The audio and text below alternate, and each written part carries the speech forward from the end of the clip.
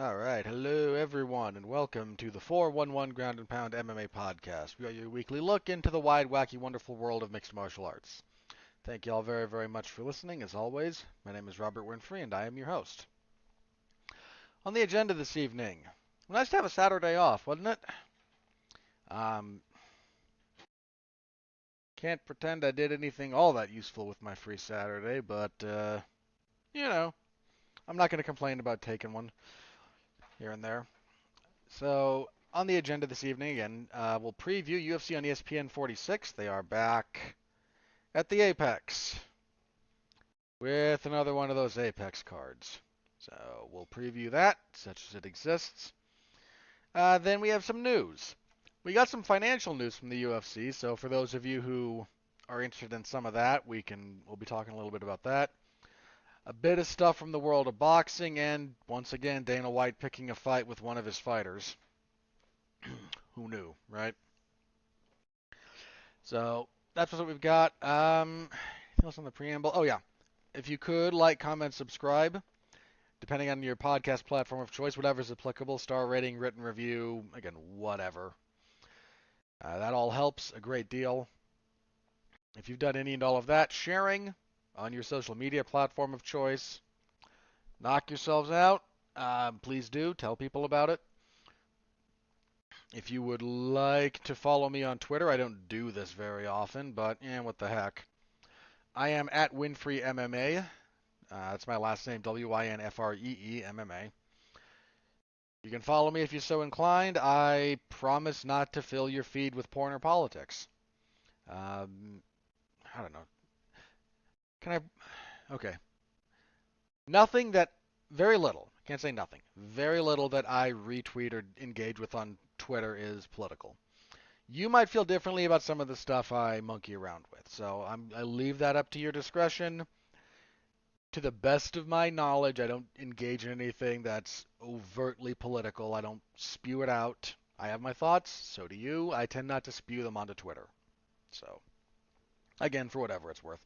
If you don't want to follow me, fine. I don't blame you. Like I said, I'm a very anodyne follow. I don't throw a whole lot up there, but if you're interested, there it is. So yeah, that's all good. All right, let's jump into the preview, shall we? UFC on ESPN 46 comes our way Saturday, June 18th. 18th. Whoa, I'm out of 3rd. Why did I think the 18th? Hang on. What is the 18th? Oh, I have a thing. I have a thing on the 18th. Sorry, that's where that. You don't care. That's where that came from.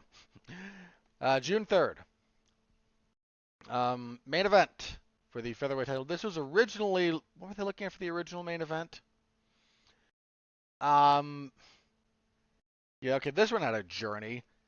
It originally started, I think, as like Jack Hermanson and Brendan Allen. Hermanson had some kind of an injury. Allen got bumped to the Emmett and Taporia card that's coming up on June 25th. Great fight. He'll fight Bruno Silva there. I'm in the main event. I mean, Brendan Allen and Bruno Silva is not a bad fight at all. But when that all kind of went down, they just bumped up what was on the card, Kai Kara-France and Amir Albazi to the main event. This is the first event, mind you, headlined by a flyweight fight since the first fight between Davison Figueiredo and Brandon Moreno at the end of 2020. I feel like that was that was like the last event of 2020, right? That December card. I must check. Yeah, UFC 256. We are well over 100 events. And look, if you don't feel confident throwing the flyweight title fight as the main event to a pay-per-view, whatever. I might disagree with you, but it's whatever. Okay? You have a million Apex cards, and you can't throw a good flyweight fight in the main event of any of those. I mean, since then, let's have a look at some of the worst main events we've had since then, shall we? Just the bad ones. So, what do we got? Blades and Lewis wasn't great. I mean, it ended fine, but 'Cause we had that big string of Apex cards in 2021. Wasn't until latter half of 21 that things got really wonky, was it? I guess. Oh, dude, we had that one main evented by Jairzinho Rosenstruck and Augusto Sakai. That was bad. Hall and Strickland, that wasn't great. Smith and Span was all right. Um, yeah. Oh, good grief. Aspen Ladd and Norma Dumont. Yeesh. Oh, Vieira and Tate. I would have preferred not that. That one wasn't great. Whitaker, Walker and Hill. Sorry, Walker and Hill. We could have done better. Something like Goliath was fine.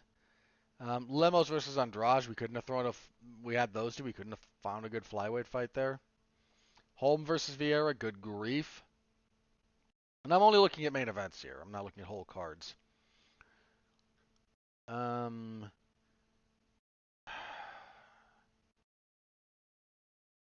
Now Veron Cruz was fine. Mackenzie Dern and Yan Xiaonan. Did not need 5 rounds of that. Let's see. Cater and Allen was fine. Well, Strickland and Kennedy and Strickland, Strickland and Imavov. A lot of Strickland cards. Lewis and Spivak did not need it. Did not need it.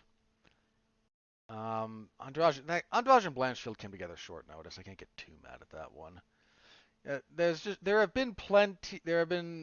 And again, this is just me perusing it. Like there have been plenty of times when you could have found a good flyweight fight to main event instead of your crappy heavyweights or mediocre light heavyweights. Just no respect for the division. Absolutely none. Anyway, we're breaking that streak here with Kai Kara France and Amir Albazi. This feels like Kara France. Albazi is not a bad fighter at all. He's 4-0 in the UFC. 3-0 at flyweight. His debut was at bantamweight. Wins over Zhalga Zumagulov. Was iffy on that call. But stops both Francisco Figueiredo and Alessandro Costa. Dude's a player. This is just a big step up for him. Kai Kara France has fought for the belt. Well, the interim belt, but for the belt. He couldn't quite get over the Brandon Moreno. He was actually doing well against Moreno. He dropped the first round. He'd won the second, and he was kind of winning the third before the body kick that Moreno landed kind of just caught him. I'm going to pick Kara France here, but this is a step up for Albazi, and if he delivers, this is a big spot for him to potentially deliver. So, it's a pretty good fight. It's sad that things have kind of cooled off for both guys, but because Albazi, when was that last win? It was only December of last year. Probably was on that Cannonier and Strickland card. So it punctuated a long string of finishes. That was a rough card to get through, man. Sayukin Nismagulov was a fun enough. Like it was just a rough card. Sometimes you get those. We had some good finishes. We had even some of the fights that went the distance were fine enough fights. But yeah, maybe just the main event being kind of what it was that threw me off. That is throwing me off there. But anyways, 6 months later, Albazi's back. Carter France, when was his fight? Very recently, actually. No, sorry, longer. July of 2022. So he's almost a year out. Good fight. It's unfortunate they haven't been quite as active as you would like. But again, very good fight. The rest of this card is, well, let's go through it. Featherweight fight between Alex Caceres and Daniel Pineda. Does he prefer Caceres? I forget how he prefers it pronounced. I apologize if I'm doing it wrong relative to his preferred pronunciation. Um, Caceres is on a pretty good streak, actually. He's what? Hang on, 3, 5, yeah, 6-1 in his last 7. Only lost to Sadiq Yusuf. Coming off that win over Julian Eroso, it's a pretty good win. Pineda. That's a guy who has been real up and down in the UFC. Pineda's kind of hard-nosed, though. And that has, on more than one occasion, messed with... That has messed with Caceres. Pineda was, I think he was a pretty decent underdog to Tucker Lutz, if memory serves.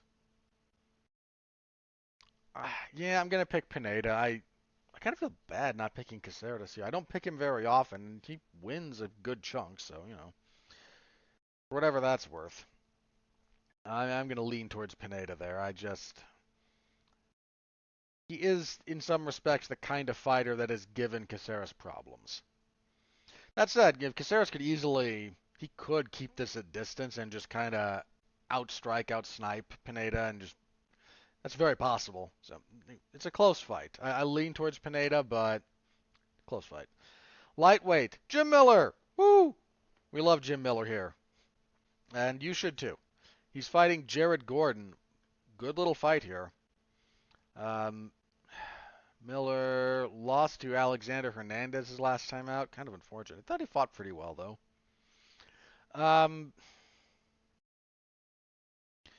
I kind of just pick Jim Miller sentimentally at this point.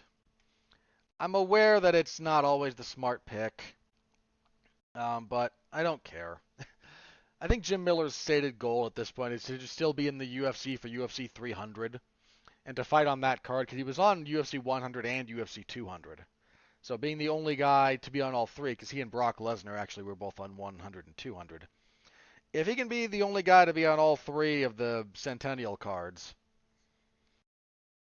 um, that seems to motivate him. It seems to be what he wants. And you know what? We're not that far from it. We're 289 June 10th. So, you know, it's entirely possible as long as he doesn't get hurt or whatnot. So I'm going to pick him here. Jared Gordon's going to give him a tough fight. Um, Gordon was involved in that unfortunate clash of heads with Bobby Green, just not that long ago, actually, just back in April. Man, the judge is screwing him on that Paddy Pimblett fight. That really hurt. That really hurt him. So I'm going to pick Miller. Probably, yeah, again, I hate to say probably wrong because I love the guy, but he's just at that point in his career. Again, this is a lot more emotional than it is logical for me with Miller. So rooting for the guy. And this is a fight he could win. It's not impossible. Flyweights, Tim Elliott and Victor Altamirano. Where does Elliott fight now? Where'd he move? Extreme Couture. He moved back there. So he'd been there before, okay. He's one of those guys who had the James Krause thing. Again, man, I feel bad for Tim Elliott and some of the personal stuff he's going through, but... Beat Tiger Ulanbekov last time out. 3-1 in the last 4 isn't bad. Only lost to Matthews Nicolau, who's pretty good. Other losses: Figueiredo, Askar Askarov, Brandon Royval. You know, top tier. I'm gonna go with Elliott here, but let me double check Altamirano. He's got a winning UFC record if memory serves. I just want to double check. Yeah, he's 12-2 overall.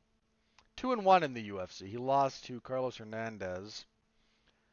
Wins over Daniel Lacerda and Vinicius Salvador. So this is a step up for Altamirano. Yeah, I'm still going to lean Elliott a bit, but this is not an unreasonable step up for Altamirano, given that Elliott's a little bit more on the decline. And in theory, Altamirano is on the way up. Let's see, women's flyweight, Karine Silva and Ketlin Souza. Here, Souza is making her UFC debut. Yes. She's on a 5-fight winning streak. Not bad. Couple of wins in Invicta. Won the Won the vacant Invicta flyweight title. It's nothing to sneeze at. Um, I want to say Silva she had a terrible debut or a great debut. I can't remember which. I think she had a good one. Let me double check here. 15-4. Oh yeah, I remember. Yeah, she beat up Poliana Botelho. Um, yeah, she was supposed to fight Priscilla Cachoeira at some point, and then that fell apart after Cachoeira had her weight issues.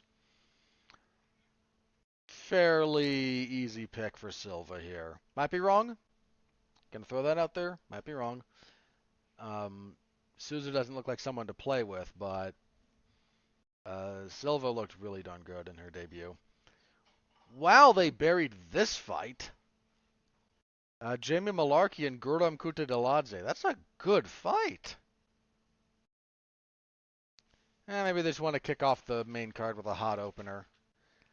Malarkey, 4-1 in his last 5, only lost in that stretch to Jalen Turner. 2-fight winning streak. I thought he beat Michael Johnson, so no issue with that split going his way. Beat Francisco Prado. That was kind of just a send-up fight for him, though. Kutateladze, somewhat by contrast, he's kind of a hammer, man. 12-3. He's only 1-1 in the UFC, but that guy's had some bad luck. He debuted in 2020 with an upset win over Mateusz Gamrot. He won fair and square. Had a couple of fights with Don Madge fall apart. Lost a split decision to Damir Ismagulov. I thought Ismagulov won that fight, but no, again, that was close enough to be split. And a fight that was, about a year ago. Well, I had a fight with Thiago Moises fall out. I'm going with Kutateladze here. I think he's a bad style matchup for Mr. Malarkey, but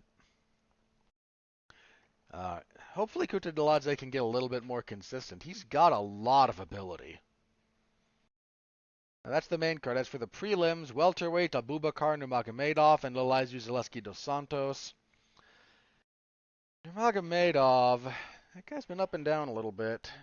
On a 2-fight winning streak at the moment. Wins over Jared Gooden and Gadzi Omargadziev. You know, as a brief aside, I don't know if I should like how easily I can both remember and intuit some of these name pronunciations, or if I should hate that about myself at this point. I don't know. I genuinely don't know. Let's see. Whereas Dos Santos, that poor guy had a long winning streak, and then injuries, and then the leech. That was a guy who was criminally underappreciated for a long time and seems to have sadly not quite been able to get fights with ranked guys when he needed them. Coming off a win over Benoit Saint-Denis.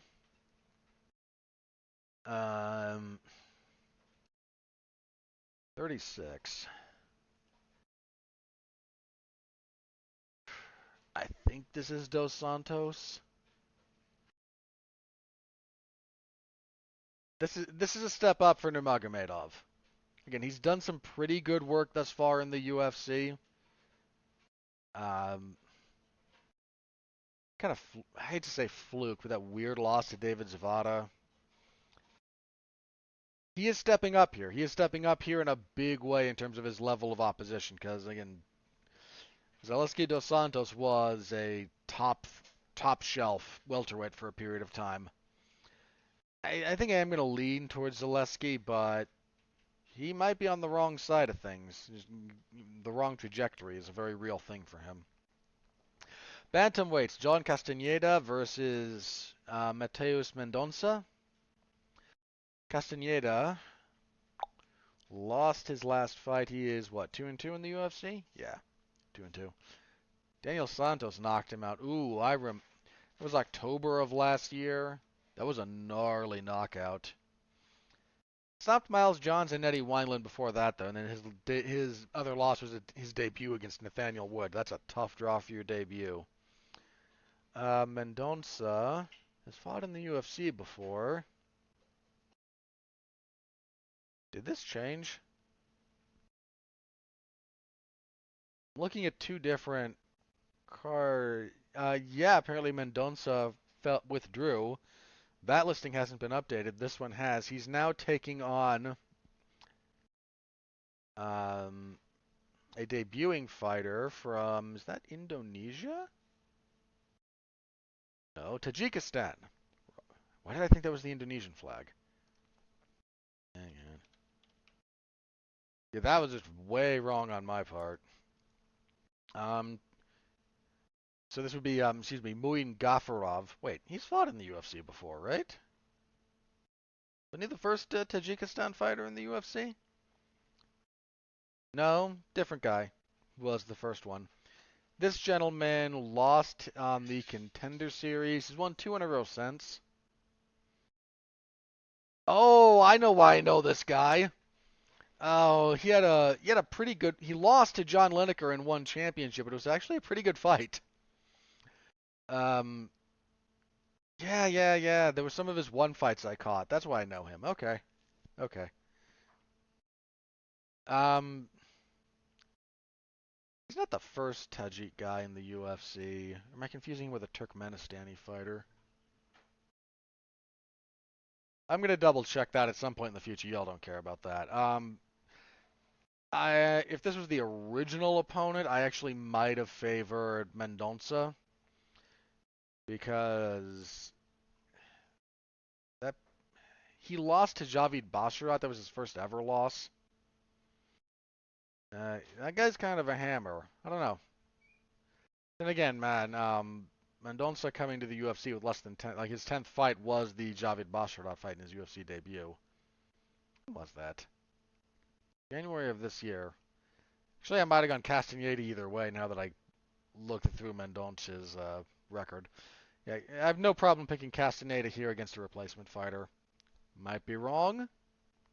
Again, this guy he's nothing to sneeze at in that particular respect. He's a pretty good fighter.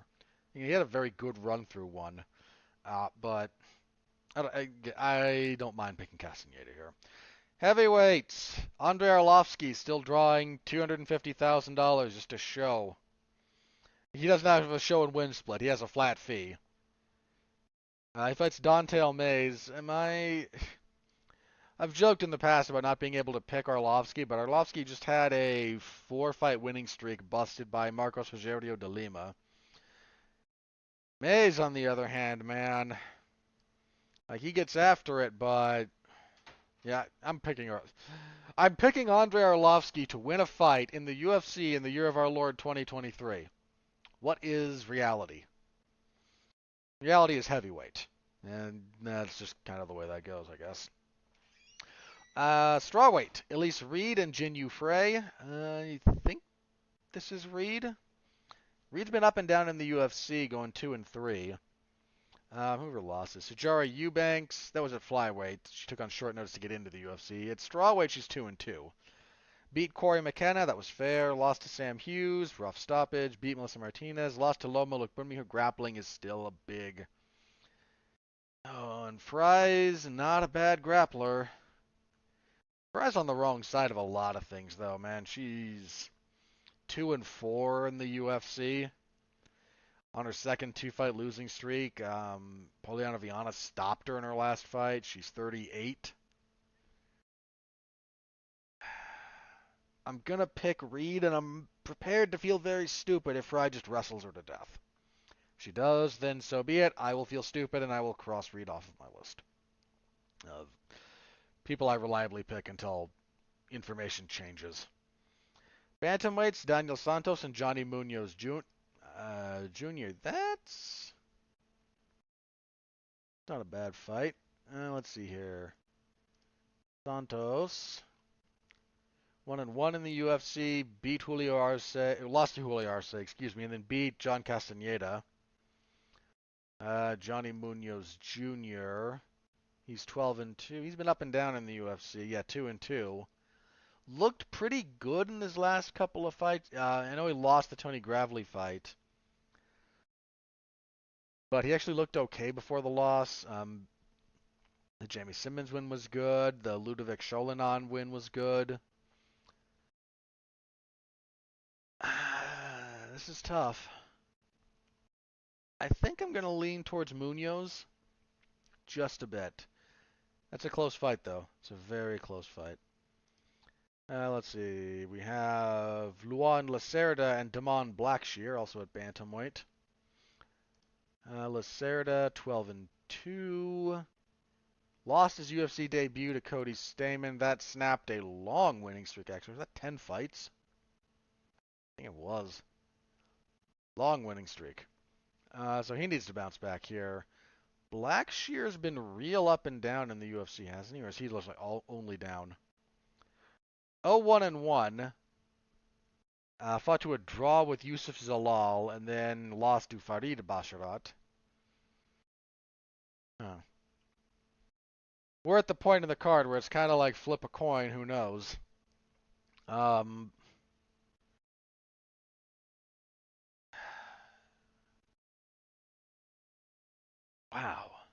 You know, I am going to flip a coin. Screw it.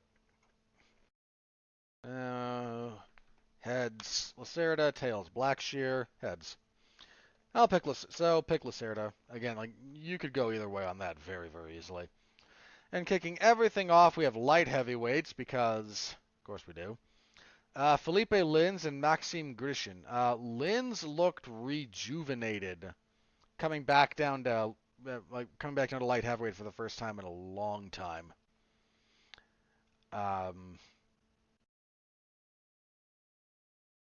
Yeah, he's on a 2-fight winning streak. Stopped Owen St. Preux his last time out. He just bum rushed OSP. Grishin, by contrast, has been a light heavyweight for a good chunk of time. He's been up and down. He lost his heavyweight debut to Marcin Tybura, beat Gadzimurda Tagulov, lost to Dustin Jacoby. Missed weight for that too, not good. He missed pretty bad too, didn't he? Yeah, he weighed 210.5. Then he fought William Knight, and William Knight weighed 218 for their light heavyweight fight. Logically, this is Lins. Logically. Because, logical pick is Lins. If you don't mind leaning into the meme, and I don't mind leaning into the meme sometimes, you tend to pick the Russian to beat the Brazilian. If they were in Brazil, I would pick Grishin, just again for the lulz, but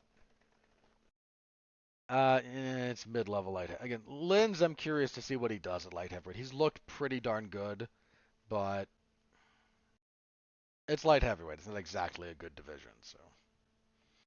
And that's the card as it currently stands. So I will be covering that again Saturday, June 3rd, in the MMA Zone of 411mania.com. So give that a follow if you're so inclined. That was a quick preview. There's not a lot to talk about on this card. I don't know what to tell you. So MMA Zone of 411mania.com. Follow along over there if you're so inclined. Appreciate it. All right, I promise not to yell too much about this, but we got financials for the UFC. Because the UFC and WWE are being merged into an entity called TKO. And there's a lot of public stuff that goes along with that, plus Endeavor is a publicly traded company. So if you're inclined to dig into the numbers and the records and the financials and whatnot, you can do some real reporting. And John Nash has done so over at Bloody Elbow. You do have to be a subscriber for the actual article, so do that if you're willing and able. If not, you're going to have to kind of take my word for some of this, and I'm going half on memory. Or listen to the podcast where it's discussed over, I think the Hang Not the Face podcast devoted a fair chunk of time to it, so. Or trust another sort of polemic source. Like the Morning Combat guys talked about this, and I'm going to talk about it, so. Anyway, so we got some new numbers for that, and it turns out that the current, if you do the math, the current UFC rev share for the fighters is 13%. So between like 13 and 14 and a half. The UFC generated over $1 billion in, like, they're pretty consistently generating $1 billion in revenue.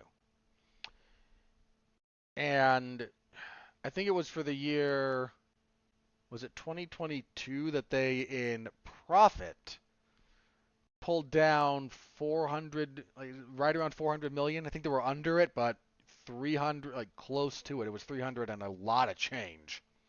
Forgive me for not remembering the number off the top of my head. Profit. Mind you, not revenue. Profit. And they're paying out to fighters, again, 13-ish% of their 13-ish% of revenue generated. If you have had fights fall through that you wanted to see, and the UFC has done that pretty consistently, understand something. Money is not an object here.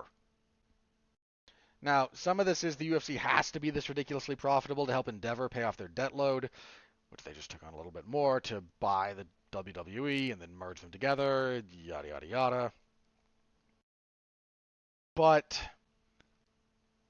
understand something, like John Jones saying, how about 10 million to fight Francis Ngannou? The UFC could have easily paid him and Francis $10 million each and not felt one bit of that pinch. Not one iota. The UFC is the most successful fight promotion, to the extent they're a promotion. Let me talk about that in a minute. Because they are technically still a promotion. They're the most successful combat sports entity ever. In human history.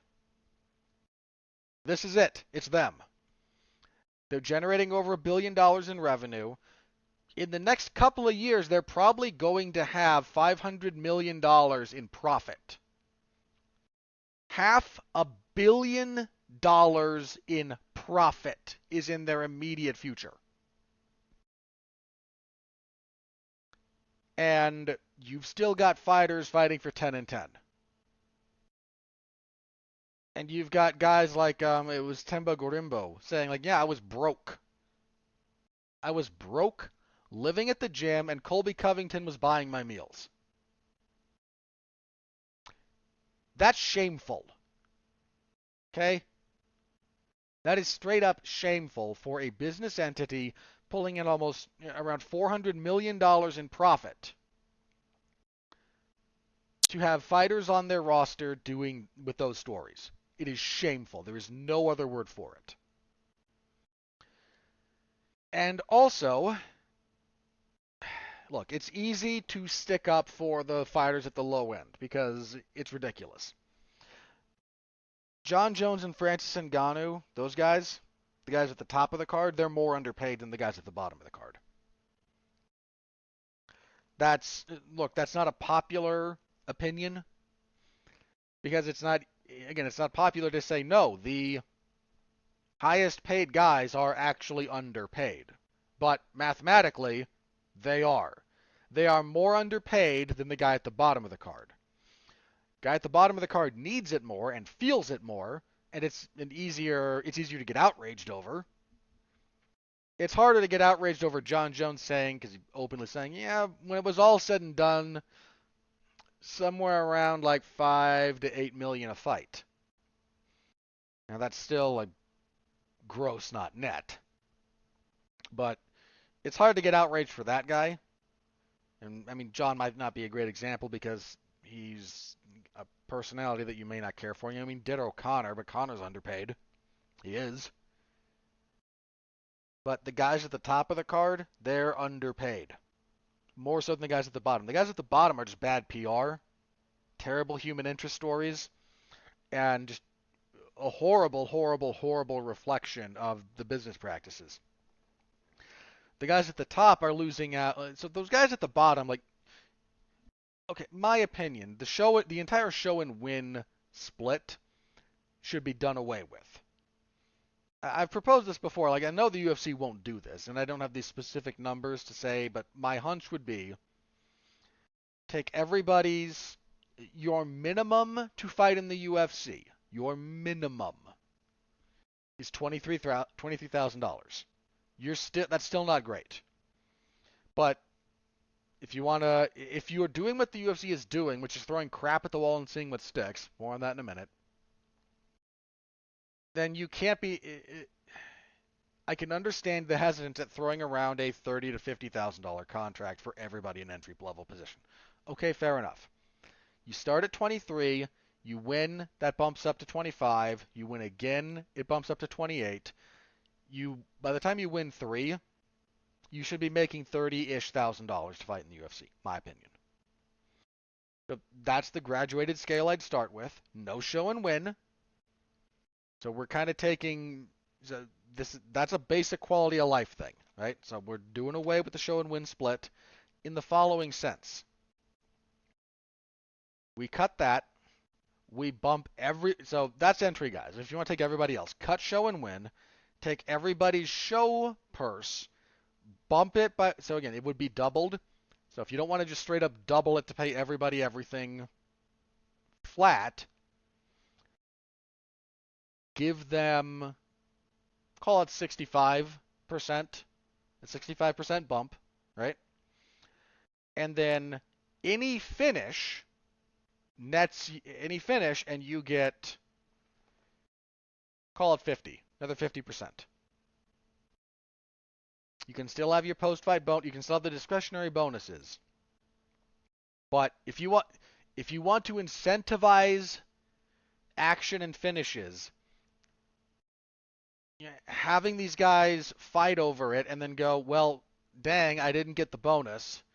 I asked for it. I turned in a good fight, but Dana either wasn't here for it or decided against it, or some other suit decided, no, I'll never forget this one, man. Who was it that there was a fight? Yeah, this one I think it was when Junior Dos Santos knocked out Mark Hunt. He was not given one of the disclosed bonuses because Mike Tyson said to Dana, no, you got to give it to, it was TJ Grant. Bear in mind, and I'm not mad about TJ Grant getting more money, especially after what happened to the poor guy. But this is how you have no control over it, right?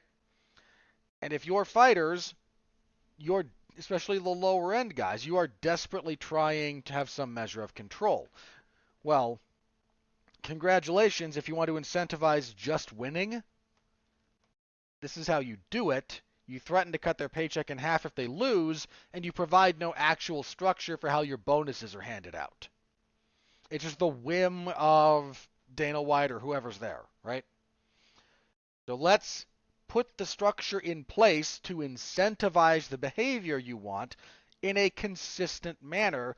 Then you still keep the 50K bonuses that you can give out because they're still good. There's nothing wrong with them. It's the stuff around them, although you should bump those up.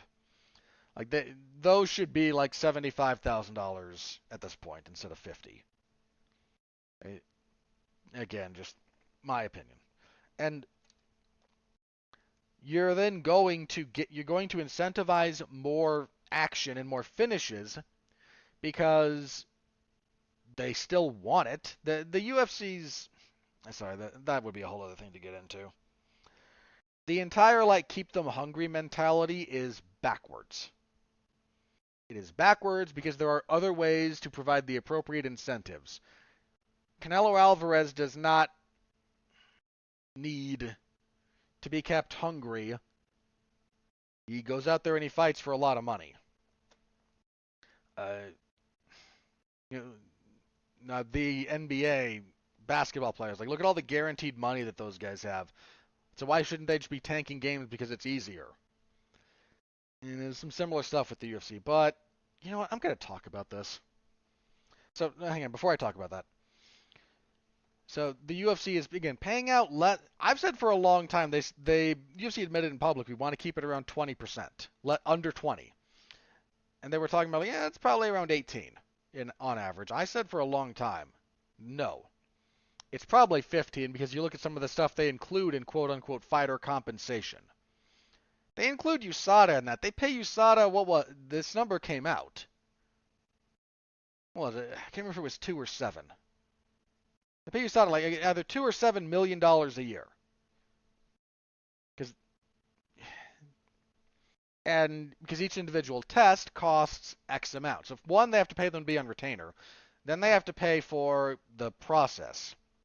I think it was kind of it's funny when you look at fighters who get tested a lot. Like look at Yuri Prochazka. Do the math on how much each test you're doing of his urine costs. Look at how much money I guarantee you, Yuri Prochazka would rather have the check for what you've spent trying on drug testing him. Guarantee it. So again, they include stuff like that, and it wouldn't shock me if they include the existence of the Performance Institute in that, like so the overhead of running it. I might be wrong about that, but that's a hunch. And you might actually have a decent argument for the PI being part of fighter compensation, more so than USADA by a million miles. So my things for a long time, it's probably closer to 15 if you were actually drilled down into it. And so now they've drilled down into it, and no, it's slipped 13. And this combined with looking at, again, that schedule of cards we're kind of in the middle of, and the UFC threw some good ones out there. I'm not trying to bury them here, but let's take half a step back, shall we? I'm not entirely sure the UFC is a fight promotion business anymore, right? I'm not saying they don't promote, okay? Let me be very clear about this. But where does the UFC get its money from? A good chunk of their cards are Apex cards, and they ain't making a lot on ticket sales there. They charge premium for the experience, but they don't make a lot. But it's not a lot. They they've cranked up the ticket prices whenever they do go anywhere. They travel less frequently so that they don't burn out markets. If you think I'm lying about the ticket prices, by the way, look up what they're charging for the return to London. It's almost criminal. Heck, you know what? UFC, they've got that card coming to Salt Lake. Give me just a second. I'll look up what the ticket prices are at the old Delta Center. Okay, they actually haven't released that information. Tickets do not go on sale until another couple of days. Yeah, May 31st. But yeah, this is not, they're charging an arm and a leg pretty much these days. What's one I can look up? Hang on. I actually can look up the London card. This is the July 22nd card.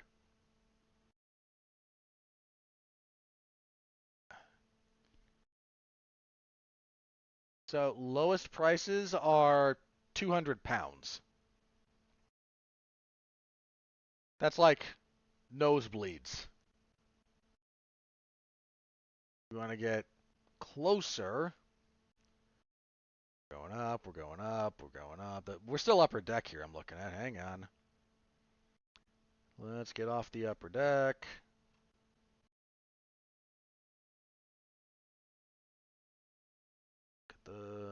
Come on. Hang on, let me just click over. Well, you show me that one. Yeah, 300. Again, this is pounds, so feel free to do the conversion if you're so inclined. Anything, something relatively close to the ring, just for my own curiosity. Yeah, £1,000. How about 289? They're gonna be in Canada, the Rogers Center. Have a look at that, shall we? Yeah, that's fine. These are Canadian dollars, so again, if you want to do the math, go ahead. 316 for the nosebleeds to 1,300 for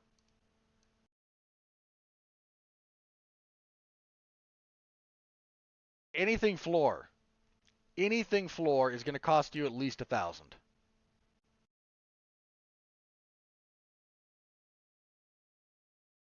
Yeah, anything. $1,000. So again, I'm not saying they don't make money there, but they're charging an arm and a leg for the experience of going on the occasion that they travel. And again, I'm not saying that's not potentially relevant money. I'm saying that's not where they make the bulk of their money. They don't even sell pay-per-views really anymore. You can buy pay-per-views, but where does the bulk of the UFC's money come from? It comes from two streams. The big chunk, the one they have to hit, is ESPN. ESPN pays them $400 million or whatever it is a year to hit 40-something shows a year, to just drive content to ESPN Plus, right? And they have to do so many pay-per-views, and I believe those have to have, like, there's probably some kind of caveat in there about those having to have title fights on them, or at least a certain number of them having title fights, because otherwise some of the structuring doesn't make sense, but neither here nor there. But the events that they put on, the ESPN just pays them the flat fee of like whatever what was it, the number? I think it was like a 500,000 buy event would be. The other thing how they've jacked up prices for pay-per-views. And then if you get above and beyond that, I guess so that they still get some of it, but if they do a bomb pay-per-view, they don't care because ESPN is paying them flat fee. That's the bulk of their money. That's around 50% of it. A little more probably. What's the other major, like what are the other streams? So television rights and fees are the majority of it. That's ESPN predominantly for the United States. That's the bulk of it. And then whatever they have elsewhere. So, Sky Sports, TSN, I forget where they are in Brazil. But again, whatever it happens to be, they collect the revenue from that. They collect money from that. Here's the other thing. All of their sponsorships. Boy, remember when they were worried about the professionalism of the athletes? Now you got shirtless Bert Kreischer on every other corner of the octagon. Right above the DraftKings logo, next to the Logan Paul Prime hydration drink with the Monster, like, and they've got like that thing where you can buy, like you can pay a bunch of money and they'll put your name on the inside of the octagon. So it's gaudy, it's cheap. It looks cheap. It's very expensive. But this is where the UFC gets another giant chunk of their money from the advertisements, from the sponsorships. From DraftKings paying them an arm and a leg to be the official sponsor, especially when, dude, DraftKings paid them a lot of money, especially in 2020 when everything else shut down. Something had to keep going so they could keep sports gambling, and it was MMA. So that's kind of the bulk of it, right? Like that's the bulk of it. It's not all of it, but it's the bulk. ESPN and their other television rights fees, and then sponsorships and people paying to be on the octagon and crypto.com. Is that even still a thing? And as long as look, if they're still on the UFC stuff, then they're still cashing the checks, I assume. So who knows? Whatever. Like, that's where their money comes from. It's not really pay-per-views. They've largely negated the volatility of that. It's not events. A giant chunk of their events every year are held in front of no crowd to speak of. They're almost, like I said, they're almost not a fight promotion anymore in the way that we think of fight promotions. I heard someone else say this, and it kind of struck me because I think it's true. This has been bothering me for a while. Like, they don't behave like a fight promotion. The UFC sat John Jones on the shelf to use a potential fight between John and Francis to try and negotiate and leverage Francis when Francis Ngannou's contract was up. Now, everyone did John ducked. No. Stop. Neither of those guys ducked the other. Here's what happened. My hunch. I bet this is true. Francis Ngannou versus John Jones is the biggest fight that they could have made for the heavyweight division. Right? This should not be up for debate. Francis wanted it. John wanted it. The UFC wanted it. So what happened? Well, the answer is money. And, well, money and how Francis thought he was being treated. How Francis was being treated, but that's a slightly different topic. That got in the way, but you could have had John a little more active. I mean, John's selective because he's a pretty big star, and he's not going to fight freaking Shamil Abdurakhimov in your Apex card. You ain't doing that. But he could have been more. He could have debuted at heavyweight sooner. And look, John had some legal problems too. But the long and the short of this is John could have been more active. He wasn't, because if he fights and if he wins, both Francis and John have more leverage, because more people want the fight. If John fights and loses, then that fight's harder to make, less people are interested. So John, in the abstract, is more valuable to the UFC than John in actuality, until pen meets paper for both sides. Somewhat ditto for Francis. Dana came out and did Francis fought 3 times in 3 years. Like, that's your fault, promoter, matchmaker. How was that Francis's fault? He had an injury issue. Okay, that sucks. But then try to cut his legs out from under him after he wins the belt with the interim thing. How rigid is the UFC structure, by the way? If you'll recall, Francis talked about this, and I don't think he's lying. Like, he said, no, I can't do August. How's September? And the UFC said, no, screw you. Sit out longer. Interim title fight. 1 month. They burned the UFC heavyweight champion and the best heavyweight in the world for 1 month. Why? Think about that for just a second. I'm going to circle back to it. So then, again, once John comes back and wins the vacant title. Now, more talking and more stupid talking. But, so, again, like why doesn't the UFC want John Jones fighting more often? Well, because he's expensive. And John's probably not the easiest guy in the world to deal with, I'll grant you. But let's take someone maybe who is, right? What's Dustin Poirier been up to lately?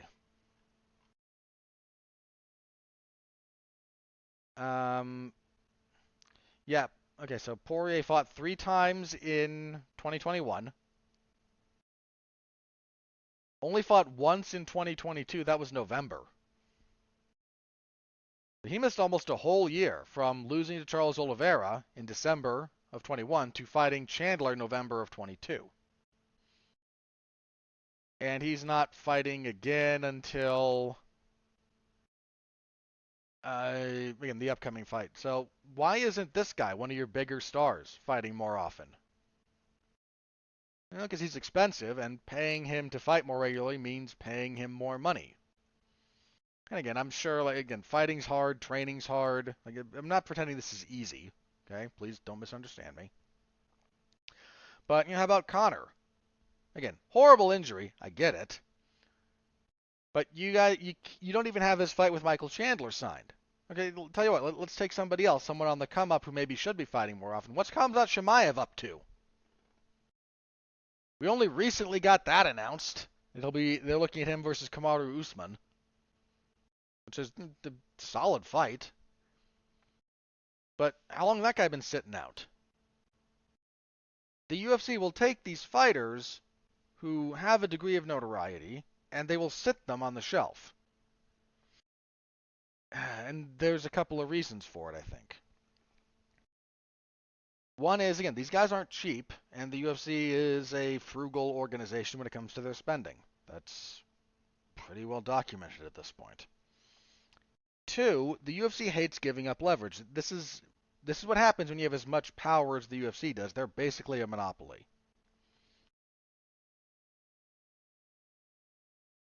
You will act detrimentally to the market and to your own interests in some respect if you value your power and your leverage more than the other things. The UFC will they do this all the time. They will not bend. They will not bend. They will not bend. Screw you. We'll sit you on the shelf for longer. Give you a short notice fight. We'll extend your contract umpteen years. By the way, our contracts are more restrictive now, so your contract doesn't actually start until you have your first fight, but once you sign the contract, we own you. And then, again, We'll keep rolling things over. Your sunset clauses are a little bit harder to activate. Oh, by the way, you can't sue us. New contracts for fighters. Now they relinquish the right to be part of a class action lawsuit. Any disputes must be settled via arbitration. They behave this way because their market influence and their power is more important to them than the actual health of the market. This is a bad thing. I'm more of a free market guy.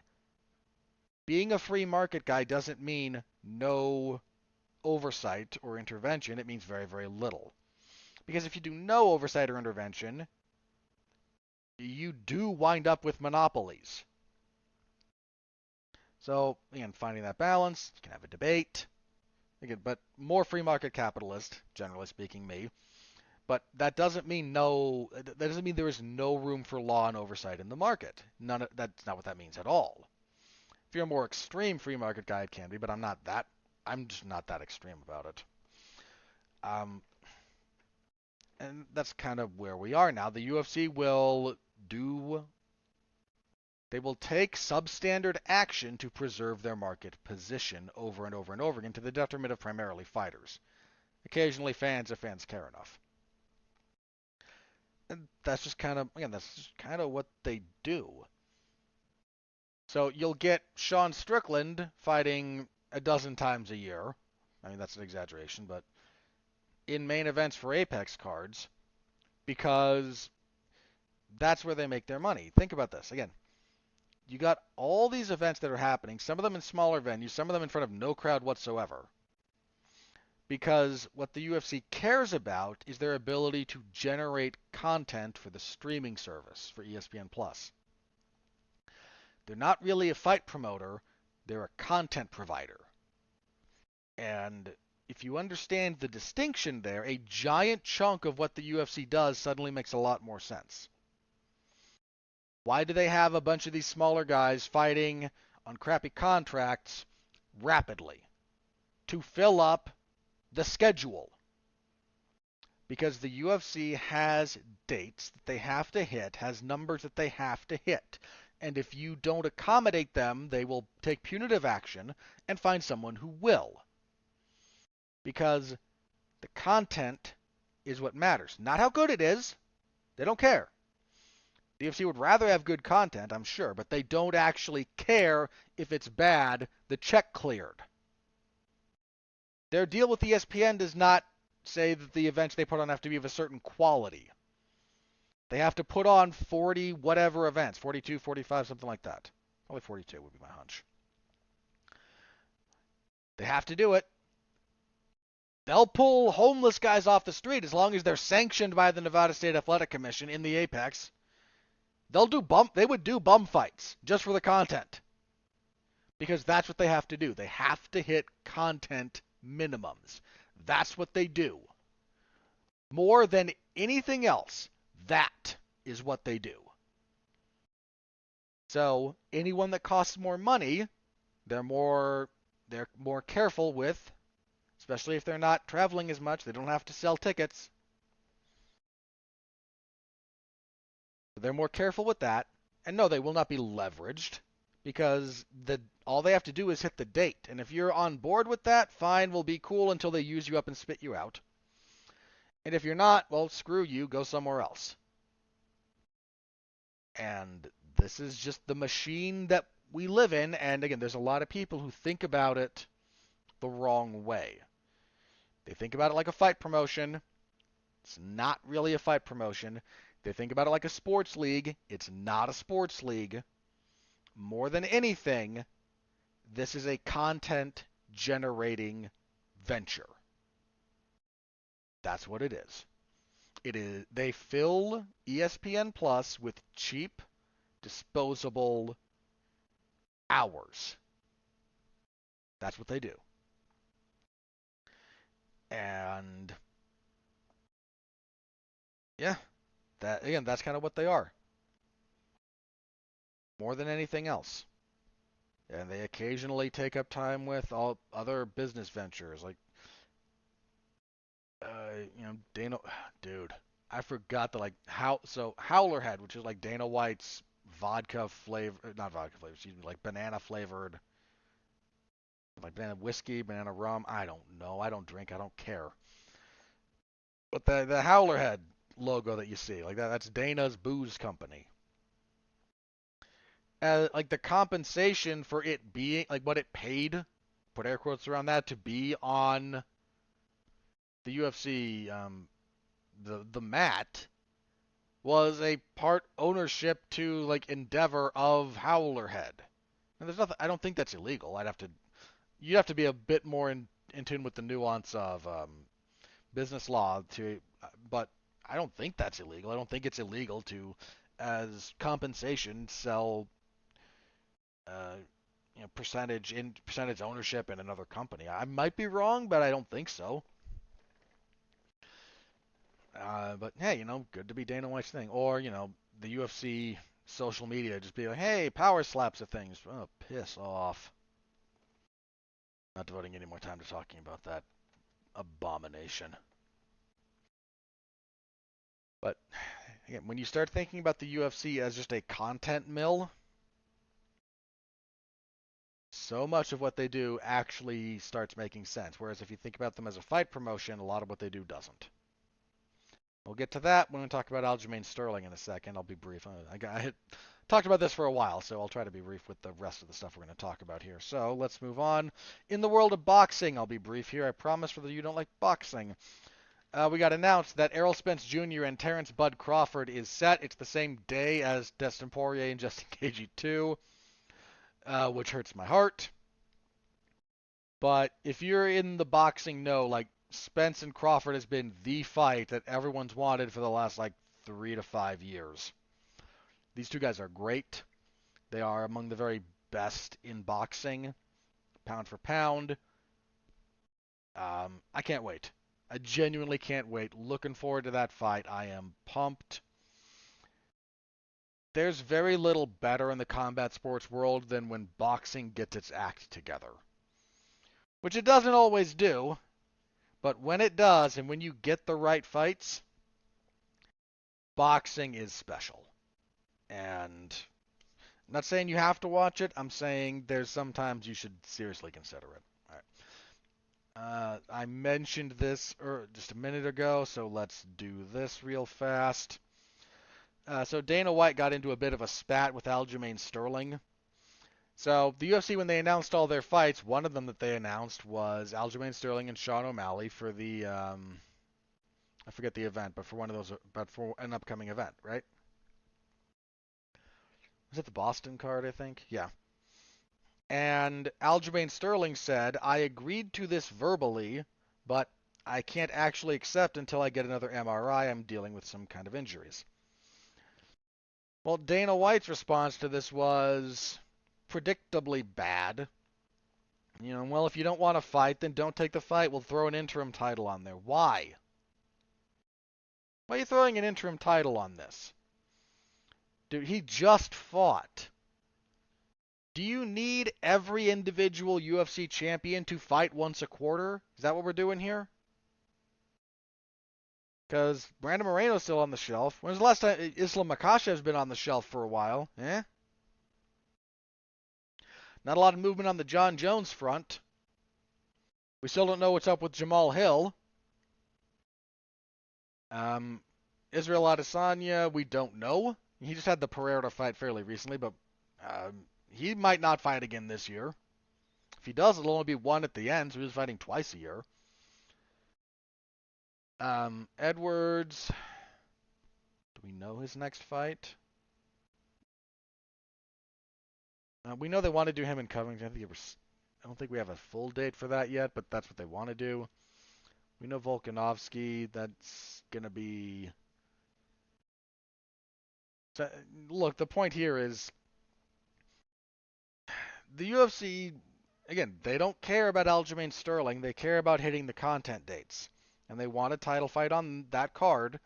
So if Aljamain Sterling comes back and says, no, I could fight a month later, they're going to put Sean O'Malley versus Henry Cejudo or whatever for the interim bantamweight title on that card.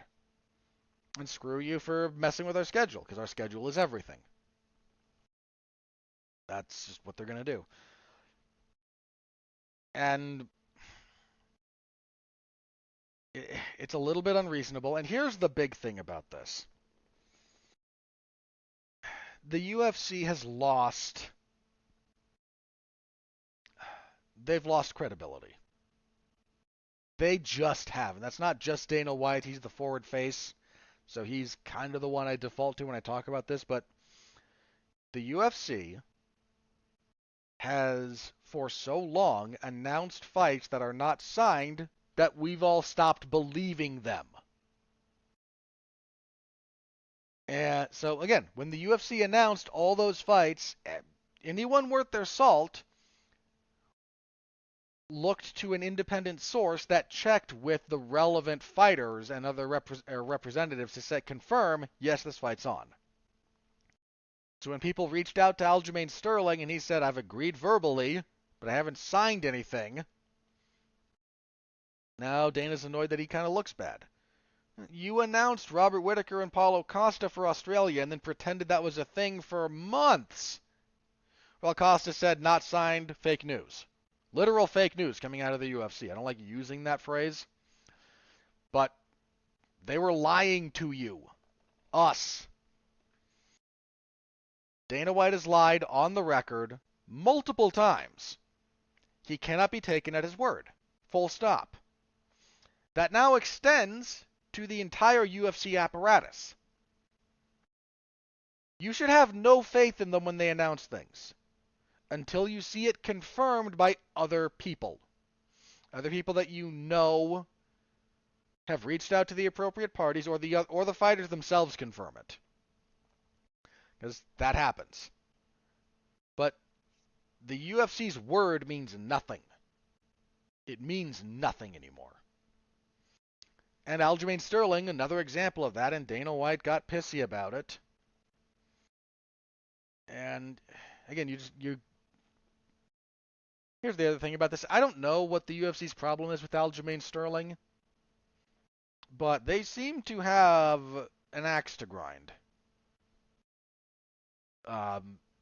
In terms of like the schedule they're trying to enforce upon him, who they're putting him against. This is either slightly more popular or, for their perception, easier to deal with fighters. I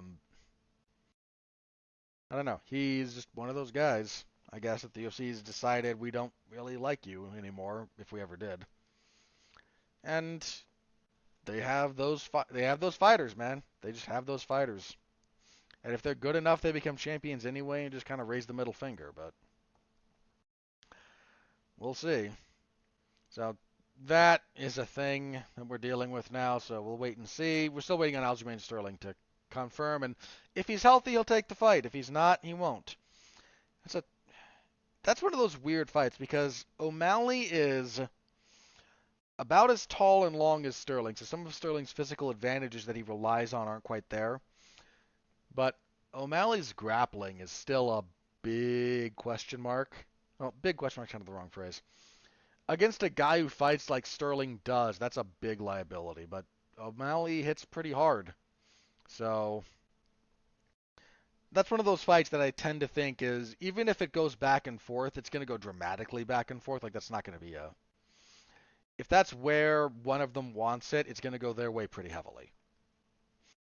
So we'll wait and see what happens there, but that's where we are. So yeah, Dana White beefing with another one of his fighters. Film at 11. Alright, that's everything I've got written down, so let me check Twitter, see if anything crazy is broken. If not, we will get plugs and get out of here. Nope, nothing new, so plugs. What do we got this week? The usual, I covered Raw the last couple of weeks, so not doing that anymore at the moment. I believe Tony Acero is back on duty, so good for him. MLW Fusion has started up again. I think when they were... So, Underground wrapped its season. When they're doing Fusion again, I cover it because there's logistical reasons. And that I can do Fusion, but I can't do Underground.